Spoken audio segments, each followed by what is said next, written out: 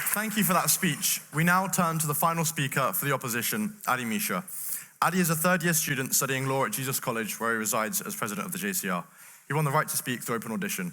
You have the ears of the House.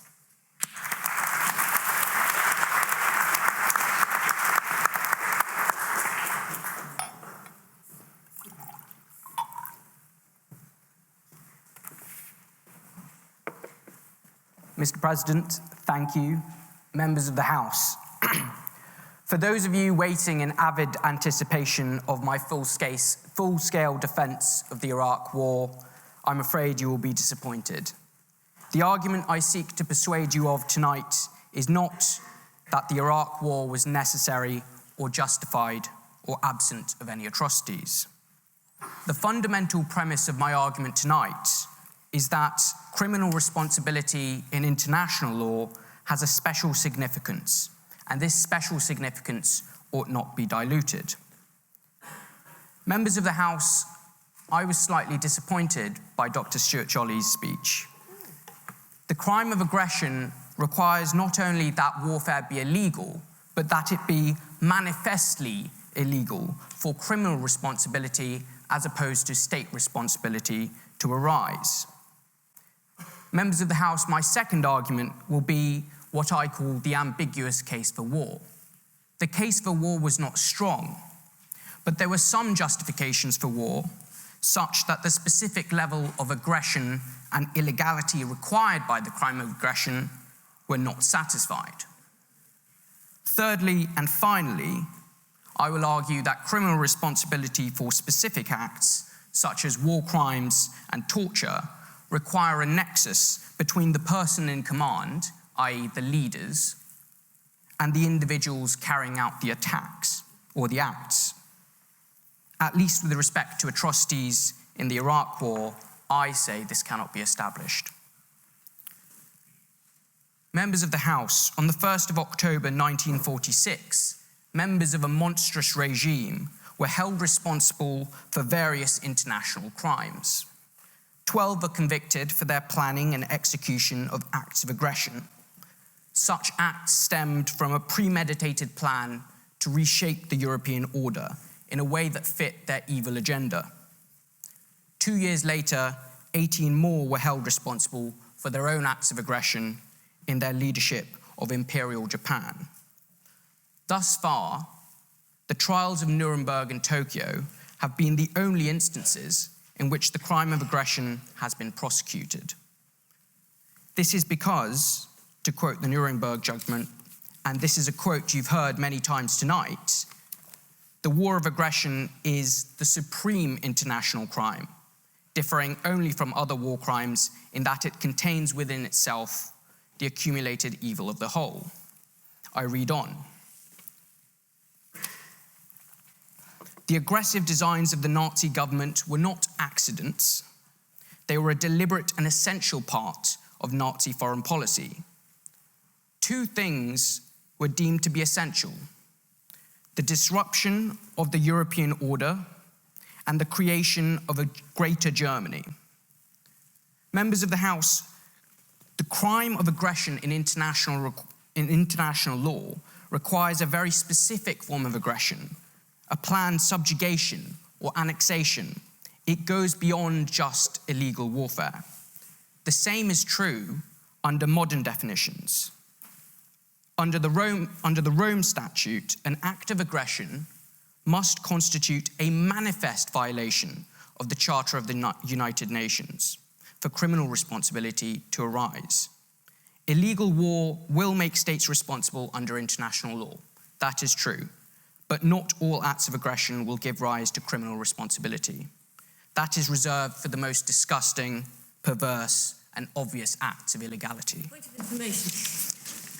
It states quite clearly in the review of the Kampala case, Uganda 2010, that the use of armed force, the crime of aggression, is defined by a state against the use of armed force by a state against the sovereignty, integrity, or independence of another state, with none of the aggrandizement that you've bartered the concept with.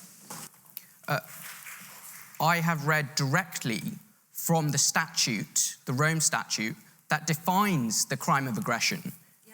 And it states that manifest violation of the Charter of the United Nations is necessary. Otherwise, what would be the difference between having state responsibility for illegal war and criminal responsibility? There's clearly a difference, and that's contained in the Rome Statute. I'll move on now to my second submission.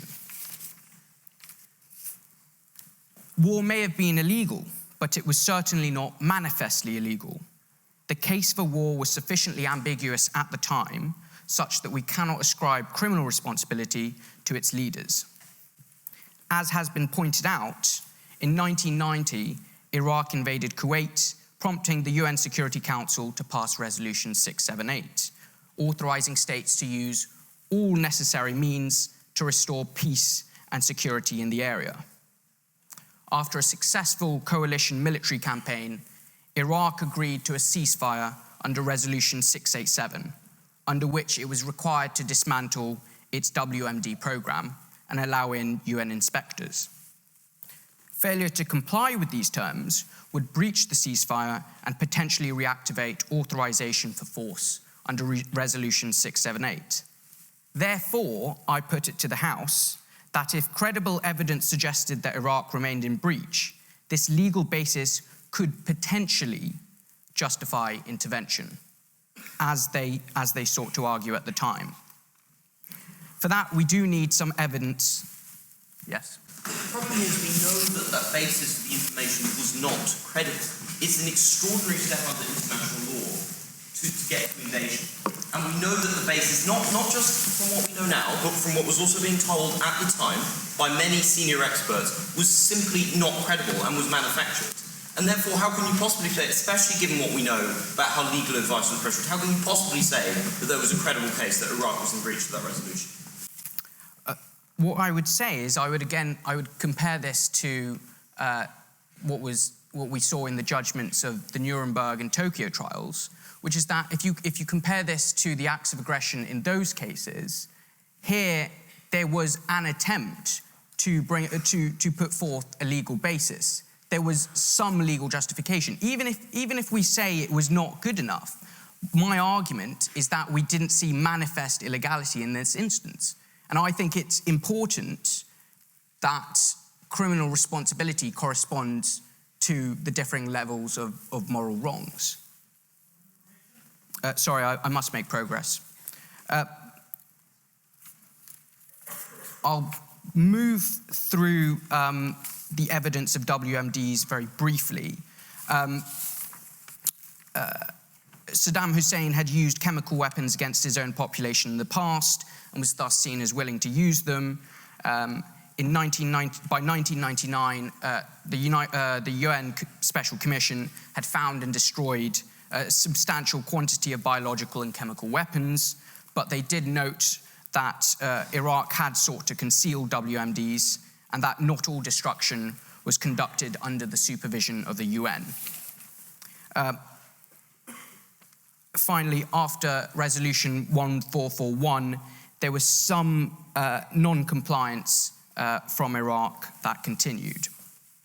On a point of information, are you denying that Hans Blitz reported to the United Nations, Hans Blitz being the inspector who was charged with discovering any evidence of weapons of mass destruction? He reported that there was no evidence that he had discovered and that he was receiving full cooperation from the Iraqi government. My point is not that their case was strong. It was by no means concrete evidence, nor was it sufficient, but it outlines a case for war that is based on some legal justification. The German and Japanese leaders of World War II did not even attempt to provide legal justification, There was no claim of legal or factual basis. They did not see themselves as upholding international law. Their invasions were purely aggressive and part of an expansionist ideology. I must make progress. As to my final point on war crimes, it is true that atrocities were committed in Iraq. The abuses committed by soldiers and guards at Abu Ghraib will forever be a stain on human history. But those individuals were prosecuted or court-martialed. What we are looking for is evidence of direct authorization from those that led the Iraq War to undertake specific actions which constituted torture or other forms of prohibited treatment. Many argue that the various torture memos that were produced by the US contributed to the use of abusive methods of interrogation. What I say in response is that there is no evidence of express statements from the leaders of the Iraq War in relation to Iraq itself authorizing enhanced interrogation techniques. Rumsfeld did authorize enhanced interrogation methods at Guantanamo Bay, but later rescinded this. Sorry, no, I don't have any time left. I will conclude now. Why does this matter? States should be held accountable for illegal warfare, but we should reserve criminal responsibility for the clearest and worst instances of evil. The difficulties in attributing command responsibility to the leaders of the Iraq War and the ambiguous justifications for the Iraq War means that this does not fit within the same category as past war crimes. The Holocaust, the subjugation of peoples in Europe and Asia, the permitting of mass rape and genocide in Yugoslavia, these are all of a very different nature. They were top-down, manifest instances of illegality. Therefore, I plead with members of the House to vote against this motion tonight, if only to retain the moral structure of war crimes. Thank you.